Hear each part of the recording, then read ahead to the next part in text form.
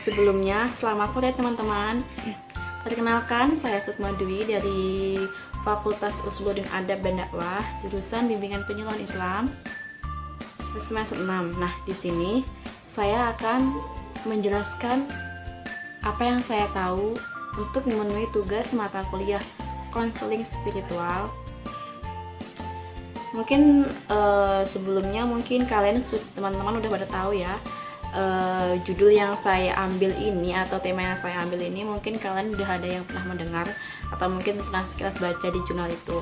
Nah, di sini saya akan mengambil judul tentang psikoterapi sofistik. Sebelum kita membahas lebih lanjut apa itu psikoterapi sofistik, sebelumnya kita harus tahu dulu apa itu psikoterapi. Di sini saya akan menjelaskan psikoterapi itu adalah pengobatan alam pikiran atau lebih tepatnya pengobatan dan perawatan gangguan psikis melalui psikologi. Di sini psikoterapi itu sebuah pengobatan dan perawatan untuk gangguannya itu gangguan yang ada pada diri manusia, ya mungkin seperti gangguan pikiran, gangguan emosi, ataupun gangguan yang lainnya yang lebih dominannya ke psikis ya atau psikologi. Istilah ini mencakup berbagai teknik yang bertujuan untuk membantu individu dalam mengatasi gangguan emosionalnya. Dengan apa? Dengan cara memodifikasi. Memodifikasi itu seperti memodifikasi atau memperbaiki perilaku, pikiran, dan emosinya. Emosinya itu emosi dari si individu itu. Untuk apa? Agar si individu itu mampu mengembangkan dirinya dalam mengatasi psikisnya. Nah, dari sini kita dapat ketahui dan dapat kita pahami kalau psikoterapi itu sebuah pengobatan atau sebuah perawatan untuk manusia atau individu yang mempunyai masalah dengan psikis. Psikoterapi sofistik ini biasa juga disamakan dengan pengobatan spiritual. Pengobatan spiritual atau terapi sofistik ini sangat penting di era modern seperti sekarang ini.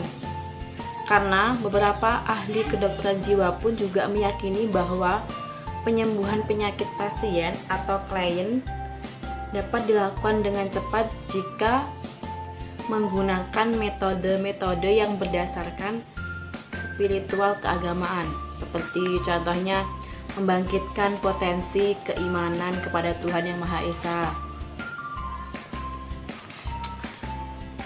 Lalu menggerakkan dirinya itu ke arah batin atau pencerahan spiritualnya, yang pada hakikatnya itu akan menimbulkan kepercayaan diri bahwa Tuhan Yang Maha Esa itu adalah satu-satunya penyembuh dari penyakit yang diderita manusia. Nah, di sini mungkin sebagian dari teman-teman sudah dapat menyimpulkan ya, mungkin juga sudah dapat tahu apa itu psikoterapi sofistik.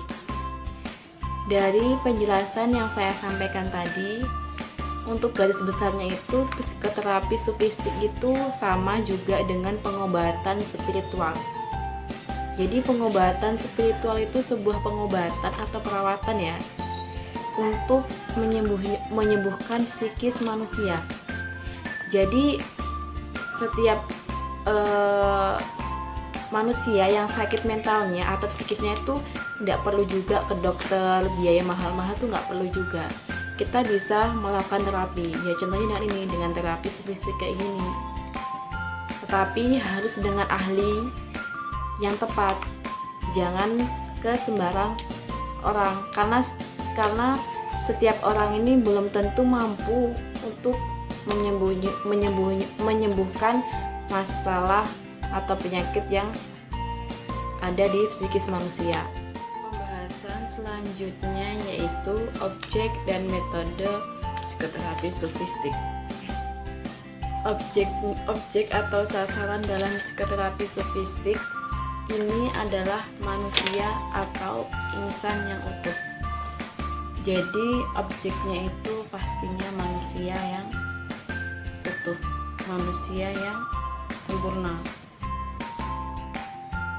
Kalau metode psikoterapi sofistik ini adalah keyakinan, sebuah keyakinan yang kuat yang dimiliki oleh seseorang, entah itu dari keyakinan teoritis atau keyakinan ilmu agama ataupun keyakinan yang dimiliki dari sebuah pengamatan, penelitian.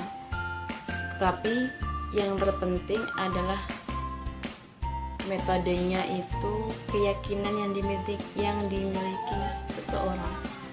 Jadi untuk metode dalam terapi ini harus yakin bahwa setiap manusia mempunyai masalah gangguan mental itu pasti bisa sembuh, dan terapi ini harus meyakinkan seorang pasien atau kliennya untuk bisa sembuh dari masalah atau gangguan itu. Baik ya teman-teman, mungkin itu tadi dari pembahasan saya dengan tema atau dengan judul psikoterapi sofistik. Mungkin cukup sekian dari apa yang sudah saya sampaikan ke teman-teman. Semoga teman-teman dapat mengambil manfaat dari apa yang telah saya sampaikan. Dan mohon maaf bila ada salah kata dalam pengucapan saya ataupun dalam teori yang saya sampaikan, karena sejatinya kebenaran itu hanya milik Allah semata. Terima kasih dan selamat sore.